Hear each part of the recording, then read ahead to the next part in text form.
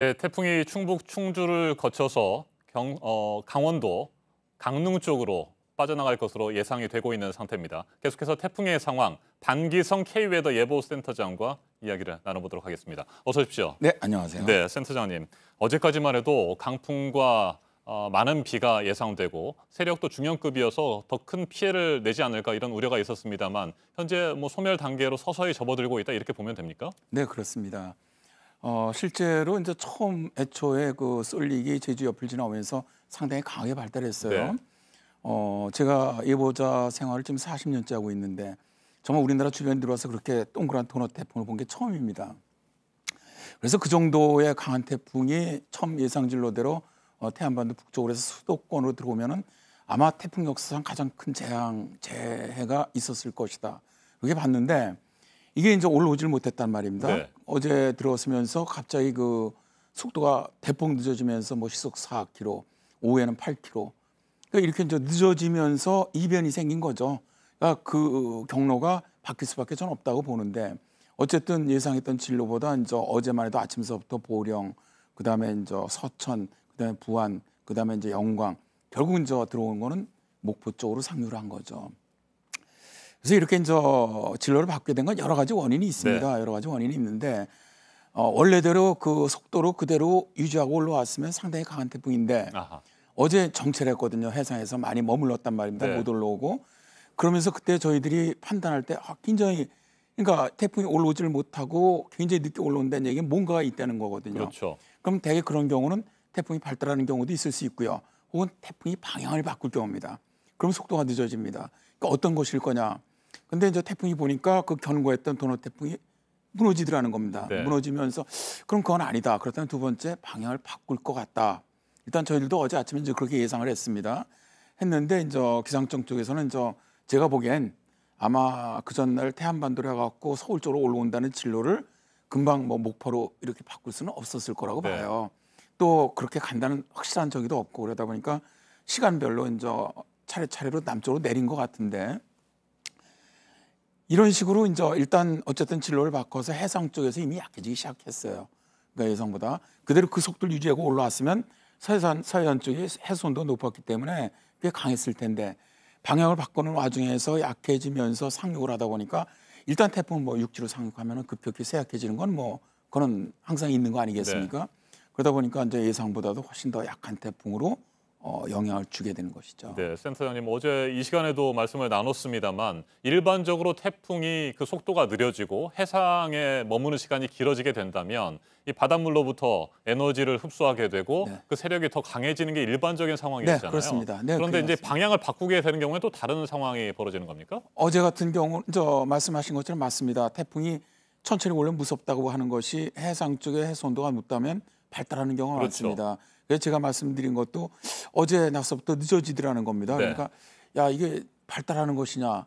근데 아니더라는 겁니다. 실제로 아하. 모양 저희들 구름 사진의 모양을 보면 알거든요. 위성 이게 뭐냐? 그러니까 저희들은 이제 전문적인 것으로 본다면 예를 들어서 시청자분들께 이해를 못 하시겠지만 상층의 흐름과 하층의 흐름이 좀 분리되더라는 겁니다. 네. 이게 견고하게 상하층이 같이 왔었거든요. 그러니까 이게 뭔가가 좀 이상하다. 그러니까 세력이 약해진다. 두 번째는 속도도 늦어지고 있다. 그럼 속도를 늦게 만드는 요인이 있을 겁니다. 분명히. 저는 그 한 요인으로는 20호 태풍, 일본으로 통과해 올라간 태풍 있지 시마론. 않습니까? 시마론. 그게 일정한 영향을 줬을 것이라고 아하. 보고요. 그다음에 두 번째는 어쨌든 이 북태평양 고기압 가장자리가 목포 쪽으로 이렇게 돌출돼 있었거든요. 그러니까 그게 좀 진로를 갖다 막고 있었던 것도 하나의 원인이 아니겠느냐. 그러니까 목포 쪽에 있던 북태평양 고기압을 딱 벗어나니까 금방 목포 쪽으로 상륙할 수 있었던 것으로 봅니다. 네, 북태평양 고기압의 영향도 있었고 또 20호 태풍 시마론의 영향도 있었는데 그렇다면 이 시마론이 조금 전에 말씀하셨던 상층부와 하층부의 기압 차이라든지 이런 상태의 변화를 일으켰다 이렇게 보면 됩니까? 네, 그렇게도 영향을 줬다고 보는 것이 맞는 것 같습니다. 네. 일단 태풍의 어떤 진로뿐만 아니라 이동 속도, 다음에 어떤 형태도 좀 왜냐하면 서로 이 고기압이나 저기압이나 공기덩어리 서로 영향을 주거든요. 그러니까 하나만이 단독적으로 해갖고 움직일 수가 없거든요. 주변 기압에 다 영향을 받기 때문에 이 쏠릭에 영향을 줄 수 있었다면 결국 북태평양 고기압과 일본으로 상륙한 시마론밖에 없거든요. 이 두 개가 다 영향을 준 것으로 저는 봅니다. 네, 태풍 쏠릭이 처음 만들어지고 제주도 인근 해상을 지날 때까지만 해도 도너층으로 아주 견고한 태풍의 모습이었었는데 네. 이게 지금 이제 뭐 나선형으로 거의 흐트러진 상태가 되는 완전히 건데. 이제 눈은 사라지고 정말 전형적인 약한 소형 태풍으로 변한 거죠. 또 하나 우려되는 건 말이죠. 네. 이게 이제 동해상으로 빠져나간다고 하더라도 혹시라도 동해에서 에너지를 다시 흡수해서 세력이 강화된다거나 뭐 이런 우려는 하지 않아도 되겠습니까? 일단 지금 육지로 어제는 상당히 이동 속도가 네. 늦었는데 반해서 어제 밤부터 약간씩 빨라지기 시작해서 목포를 상륙한 다음에는 시속 31km 정도로 지금 움직이고 있습니다.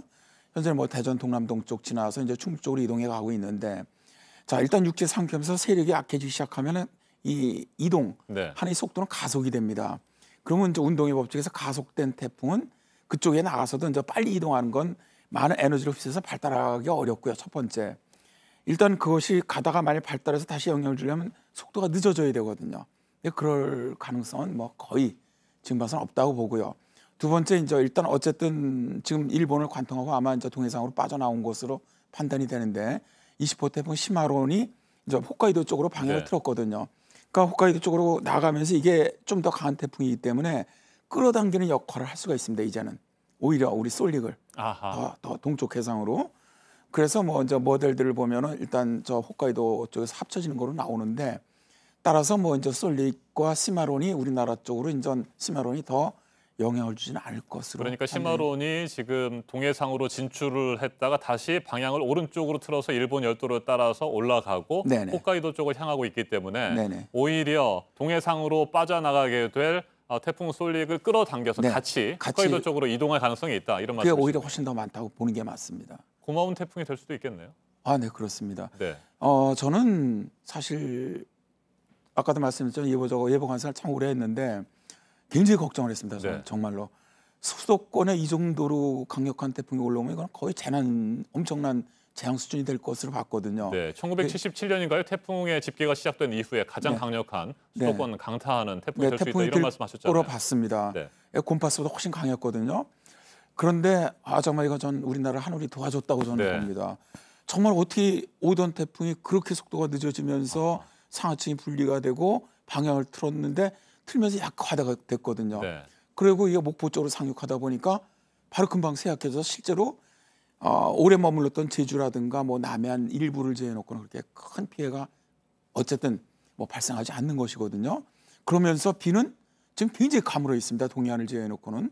그래도 많지는 않아도 뭐 전형적으로 해결 안 된다고 하더라도 국시적으로는 거의 100mm 이상 내리는 곳이 상당히 많습니다.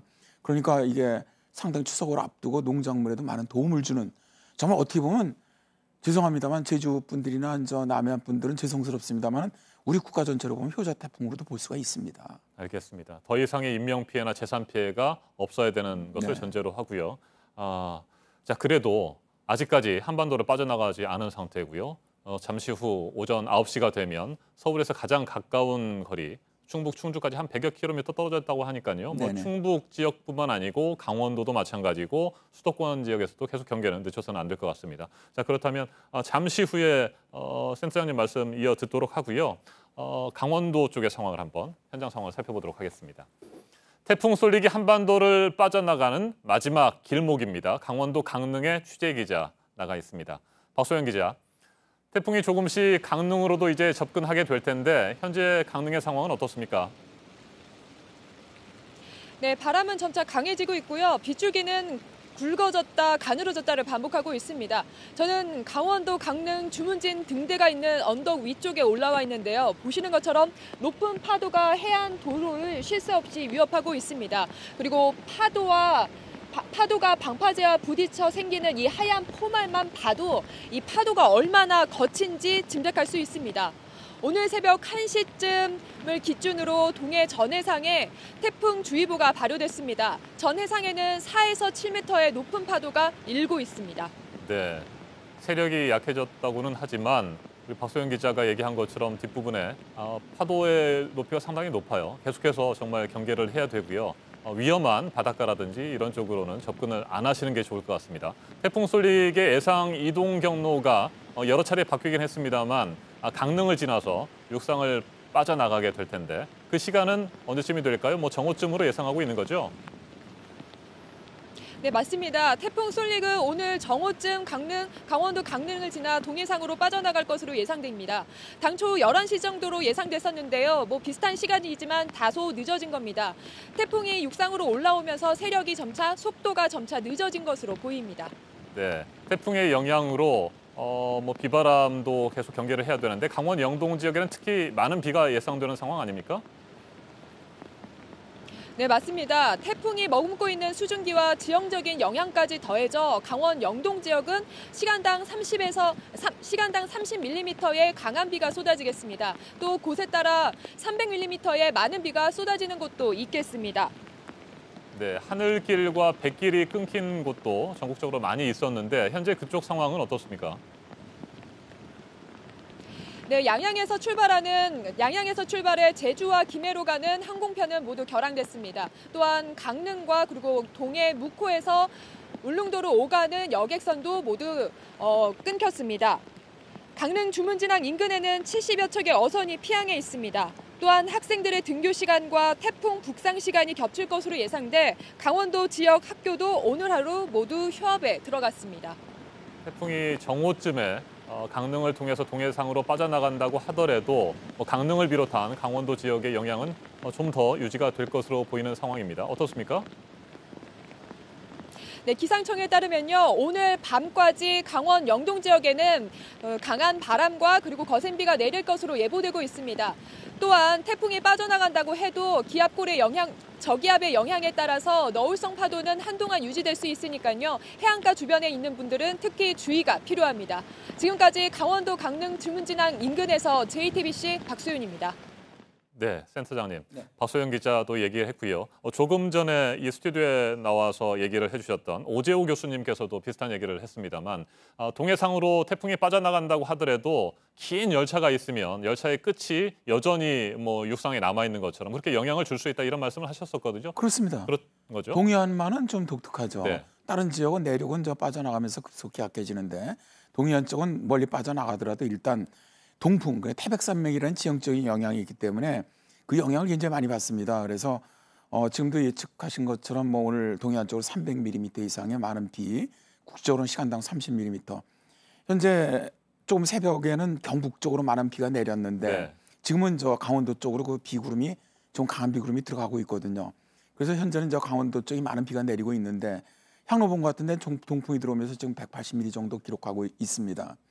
따라서 일단 이 강원도 동해안 쪽으로는 굉장히 오늘 밤까지는 좀 주의를 해야 합니다. 일단 그 파도가 너울성 파도가 굉장히 높거든요. 그러니까 행여나의 방파제라든가 해안가에 있을 때 휩쓸릴 가능성이 굉장히 높습니다. 그런 거 좀 조심하셔야 되고요. 다음에 동해안은 지형적인 영향으로 바람과 비가 실제로 태풍이 통과하더라도 그러니까 11시나 12시에 통과해 나가더라도 거의 저녁 때까지는 그 세력의 영향을 그대로 받을 겁니다. 네. 도넛형 태풍의 경우에 전반적으로 바람의 피해가 많이 발생하는 겁니까? 아니면 그것과 상관없이 이번에는 바람의 피해가 더 우려가 됐던 상황이었습니까? 아닙니다. 도넛형 태풍이라는 것은 보시면 알겠지만 구름 모양이 위성사진은 동그랗습니다. 도넛 같습니다. 안에 눈이 검게 나타나니까 꼭 도넛 모양이거든요. 이 얘기는 비도 많이 품고 있는 상황이 되는 그렇습니다. 거죠? 바람도 강하지만 비도 많이 내리는 겁니다. 그러니까 제주 옆에 있을 때 실제로 제주가 순간 최대 풍속이 62m를 기록했단 말입니다. 주소. 이게 지금까지 2000년대 이후에는 그 강력한 태풍 매미나 루사가 지나간 것보다 오히려 순간 최대 풍속은 더 강했어요. 그러니까 실제로 루사나 매미보다 약한 태풍이었음에도 불구하고 바람은 굉장히 강했는데 그럼 비가 없었느냐? 아닙니다. 어제 제주도 1000mm 넘었거든요. 네. 그러니까 비와 바람을 동시에 많이 갖고 올라오는 아주 정통적인 태풍으로 보시면 됩니다. 자, 이제 태풍 19호, 20호가 다 홋카이도 쪽으로 해서 소멸된다고 한다면 정말 다행스러운 일일 것 같은데 혹시라도 그 이후에 21호 태풍이 발생해서 또 영향을 미친다거나 이럴 우려는 없습니까? 굉장히 높다고 봅니다. 올해 그럴 현재 가능성이 있습니까? 네네. 지금 태풍이 올해 지금 8월까지 평년에 한 15개 정도가 발생을 하는데 올해는 벌써 20개 발생을 했습니다. 평년보다 거의 25%, 30% 이상 많이 발생을 하고 있는데 이 얘기는 뭐냐면 태풍이 발생하는 해역 쪽에 태풍이 발생할 수 있는 좋은 조건이 있다는 거예요, 현재. 그러니까 태풍이 많이 발생한다. 그러면 이제 문제는 발생한 태풍이 어디로 올 것이냐는 거거든요. 근데 이 북태평양 고기압 가장자리를 따라서 이동을 하는데 북태평양 고기압이 지금 현재 우리나라 쪽 경계에 걸쳐 있어요. 그래서 쏠리기 올라온 겁니다. 아하. 그 이전에 올해 여름에 태풍이 많이 발생해서 우리나라로 온다고 예측이 됐어도 못 왔던 것이 북태평양 고기압이 우리나라 딱 버티고 있으니까 못 들어오고 들어오는 거거든요. 네. 그러니까 다 중국으로 갔는데 이게 축이 동쪽으로 좀 빠져나가니까 우리나라 쪽 태풍의 길이 열려버린 거예요. 이제는. 그런데 이 북태평양 고기 더 수축해서 나가질 않아요. 이제 예측으로는 현재 상태에서 그대로 버틸 거로 본단 말입니다. 그러니까 이게 무슨 얘기냐면 태풍이 지나가도 기온이 높을 거로 보는 이유입니다. 대개 태풍이 지나가면 한기 차가운 공기가 내려서 시원해져야 되는데 이번 같은 경우 태풍이 빠져나가도 북태평양 고기압세는 그대로 살아서 우리나라에 영향을 주기 때문에 기온이 안 내려갈 것으로 지금 보는 거거든요. 그러니까 주말부터 다시 뭐 서울 33도까지 올라간다. 이 예보가 나오는 것이 바로 그렇습니다. 그런 기압 배치가 된다면 만일 태풍이 만들어진다면 어디로 가겠습니까? 우리나라로 올라올 수밖에 없거든요.